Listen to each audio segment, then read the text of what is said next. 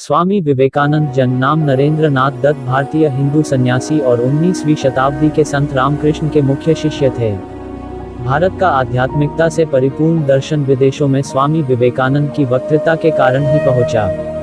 भारत में हिंदू धर्म को बढ़ाने में उनकी मुख्य भूमिका रही और भारत को औपनिवेशिक बनाने में उनका मुख्य सहयोग रहा। विवेकानंद ने रामकृष्ण मठ और रामकृष्ण मिशन की स्थापना की, जो आज भी भारत में सफलतापूर्वक चल रहा है। उन्हें प्रमुख रूप से उनके भाषण की शुरुआत मेरे अमेरिकी भाइयों और बहनों के साथ करने के लिए जाना जाता है, जो शिकागो विश्व धर्म सम्मेलन में उन्होंने हिंदू धर्म की पहचान कराते हुए कहे थे। उनका जन्म कलकत्ता के बंगाली कायस्थ परिवार में हुआ था। स्वामी जी का ध्यान बचपन से ही आध्यात्मिकता की ओर था। उनके गुरु रामकृष्ण का उन पर सबसे ज्यादा प्रभाव पड़ा, जिनसे उन्होंने जीवन जीने का सही उद्देश्य जाना, स्वयं की आत्मा को जाना और भगवान की सही परिभाषा को जानकर उनकी सेवा की और सतत अपने दिमाग को भगवान के ध्यान में लगाए रखा। रामकृष्ण की मृत्यु के पश्चात विवेकानंद ने विस्तृत रूप से भारतीय उपमहाद्वीप की यात्रा की और ब्रिटिशकालीन भारत में लोगों की परिस्थितियों को जाना, उसे समझा।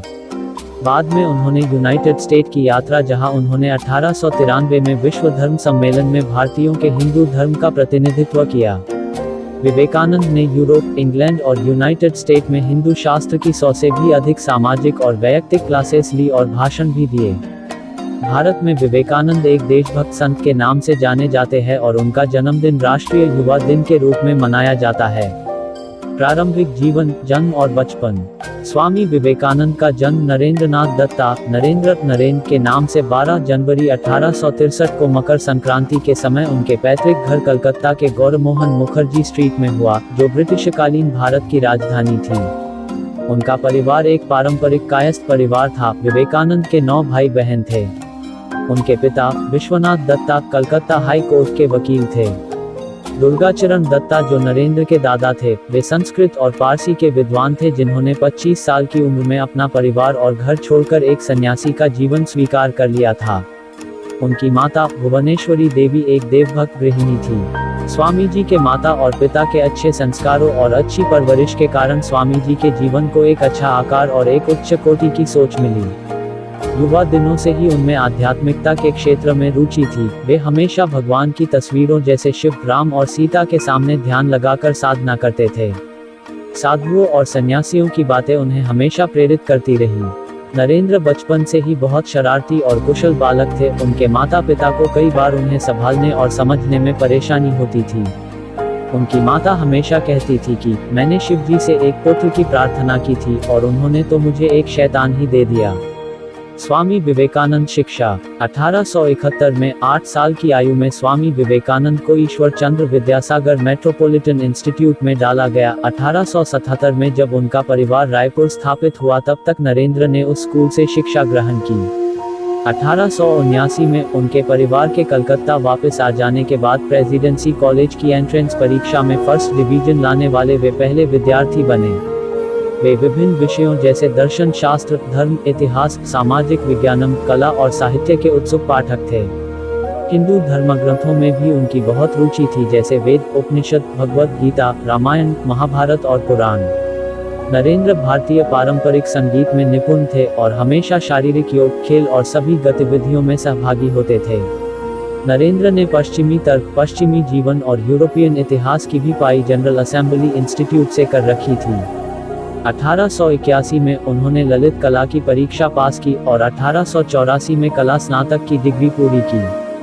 नरेंद्र ने David Hume, Immanuel Kant, Johann Gottlieb Fichte, Baruch Spinoza, George W.F. Hegel, Arthur Schopenhauer, Auguste Comte, John Stuart Mill और चार्ल्स डार्विन के कामों का भी अभ्यास कर रखा था। वे हर्बर्ट स्पेंसर के विकास सिद्धांत से मंत्रमुग्ध हो गए थे और उन्हीं के समान वे बनना चाहते थे। उन्होंने स्पेंसर की शिक्षा किताब 1861 को बंगाली में भी परिभाषित किया। जब वे पश्चिमी दर्शन शास्त्रियों का अभ्यास कर रहे थे, तब उन्होंने संस्कृत ग्रंथों और बंगाली साहित्यों को भी पढ़ा। विलियम हस्ती, जनरल असेंबली संस्था के अध्यक्ष, ने ये लिखा कि नरेंद्र सच में बहुत होशियार है। मैंने कई यात्राएं की, बहुत दूर तक गया, लेकिन मैं और जर्मन विश्वविद्यालय के दर्शन शास्त्र के विद्यार्थी भी कभी नरेंद्र के दिमाग और कुशलता के आगे नहीं जा सके। कुछ लोग नरेंद्र को श्रुतिधरा, भयंकर स्मरण शक्ति वाला व्यक्ति कहकर बुलाते थे। रामकृष्ण के साथ 1881 में नरेंद्र पहली बार रामकृष्ण से मिले, जिन्होंने नरेंद्र के पिता की मृत्यु पश्चात मुख्य रूप से नरेंद्र पर आध्यात्मिक प्रकाश डाला। जब विलियम हस्ती जनरल असेंबली संस्था में विलियम वर्ड्सवर्थ की कविता पर्यटन पर भाषण दे रहे थे, तब नरेंद्र ने अपने आप को रामकृष्ण से परिचित करवाया था। जब वे कविता के एक शब्द ट्रांस का मतलब समझा रहे थे, तब उन्होंने अपने विद्यार्थियों से कहा कि वे इसका मतलब जानने के लिए दक्षिणेश्वर में स्थित रामकृष्ण से मिले। उनकी इस बात ने कई विद्यार्थियों को रामकृष्ण से मिलने प्रेरित किया, जिसमें नरेंद्र भी शामिल थे। वे व्यक्तिगत रूप से नवंबर 1881 में मिले, लेकिन नरेंद्र उसे अपनी रामकृष्ण के साथ पहली मुलाकात नहीं मानते और ना ही कभी किसी ने उस मुलाकात को नरेंद्र और रामकृष्ण की पहली मुलाकात के रूप में देखा। उस समय नरेंद्र अपनी आने वाली FA ललित कला परीक्षा की तैयारी कर रहे थे। जब रामकृष्ण को सुरेंद्र नाथ मित्र के घर अपना भाषण देने जाना था, तब उन्होंने नरेंद्र को अपने साथ ही रखा।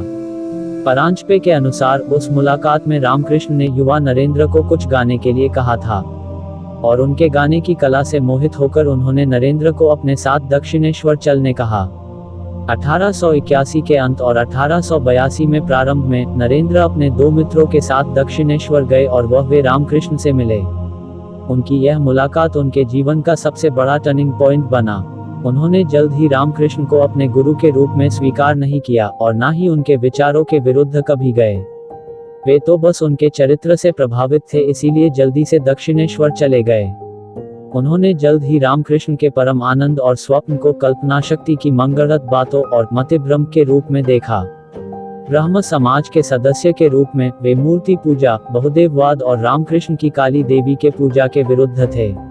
उन्होंने अद्वैत वेदांत के पूर्णतया समान समझना को ईश्वर निंदा और पागलपंथी समझते हुए अस्वीकार किया और उनका उपहास भी उड़ाया। नरेंद्र ने रामकृष्ण की परीक्षा भी ली, जिन्होंने रामकृष्ण उस विवाद को धैर्यपूर्वक सहते हुए कहा, सभी दृष्टिकोणों से सत्य जानने का प्रयास करें। नरेंद्र के पिता की 1884 में अचानक मृत्यु हो गई और परिवार दिवालिया बन गया था। साहूकार दिए हुए कर्जे को वापस करने की मांग कर रहे थे और उनके रिश्तेदारों ने भी उनके पूर्वजों के घर से उनके अधिकारों को हटा दिया था। नरेंद्र अपने परिवार के लिए कुछ अच्छा करना चाहते थे। वे अपने महाविद्यालय के सबसे गरीब विद्यार्थी बन चुके थे। असफलता पूर्वक वे कोई काम ढूंढने में लग गए और भगवान के अस्तित्व का प्रश्न उनके सामने निर्मित हुआ, जहां रामकृष्ण के पास उन्हें तसल्ली मिली और उन्होंने दक्षिणेश्वर जाना बढ़ा दिया। एक दिन नरेंद्र ने रामकृष्ण से उनके परिवार के आर्थिक भलाई के लिए काली माता से प्रार्थना करने कहा और रामकृष्ण की सलाह से वे 3 बार मंदिर गए, लेकिन वे हर बार उन्हें जिसकी जरूरत है वो मांगने में असफल हुए और उन्होंने खुद को सच्चाई के मार्ग पर ले जाने और लोगों की भलाई करने की प्रार्थना की। उस समय पहली बार नरेंद्र ने भगवान की अनुभूति की थी और उसी समय से नरेंद्र ने रामकृष्ण को अपना गुरु मान लिया था। 1885 में रामकृष्ण को गले का कैंसर हुआ और इस वजह से उन्हें कलकत्ता जाना पड़ा और बाद में कोसिपोरे गार्डन जाना पड़ा। नरेंद्र और उनके अन्य साथियों ने रामकृष्ण के अंतिम दिनों में उनकी सेवा की और साथ ही नरेंद्र की आध्यात्मिक शिक्षा भी शुरू थी। कोसिपोरे में नरेंद्र ने निर्विकल्प समाधि का अनुभव लिया। नरेंद्र और उनके अन्य शिष्यों ने रामकृष्ण से भगवा पोशाक लिया, तपस्वी के समान उनकी आज्ञा का पालन करते रहे। रामकृष्ण ने अपने अंतिम दिनों में उन्हें सिखाया कि मनुष्य की सेवा करना ही भगवान की सबसे बड़ी पूजा है। रामकृष्ण ने नरेंद्र को अपने मठवासियों का ध्यान रखने कहा और कहा कि वे नरेंद्र को एक गुरु की तरह देखना चाहते हैं। और रामकृष्ण 16 अगस्त 1886 को कोसिपोरे में सुबह के समय भगवान को प्राप्त हुए। मृत्यु 4 जुलाई 1902 उनकी मृत्यु का दिन को विवेकानंद सुबह जल्दी उठे और बेलूर मठ के पूजा घर में पूजा करने गए और बाद में 3 घंटों तक योग भी किया।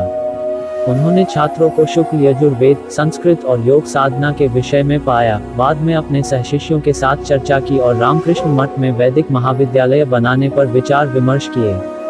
शाम के 7 बजे को विवेकानंद अपने रूम में गए और अपने शिष्य को शांति भंग करने के लिए मना किया और 9 PM को योगा करते समय उनकी मृत्यु हो गई।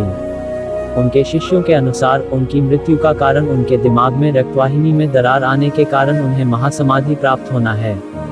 उनके शिष्यों के अनुसार उनकी महासमाधि का कारण ब्रह्मरंध्रा योगा का एक प्रकार था। उन्होंने अपनी भविष्यवाणी को सही साबित किया कि वे 40 साल से ज्यादा नहीं जिएंगे। बेलूर की गंगा नदी में उनके शव को चंदन की लकड़ियों से अग्नि दी गई। अगर वीडियो पसंद आई हो तो लाइक कर दे और चैनल को सब्सक्राइब कर दे। द मिरेकल रिसर्च वीडियो देखने के लिए आपका धन्यवाद।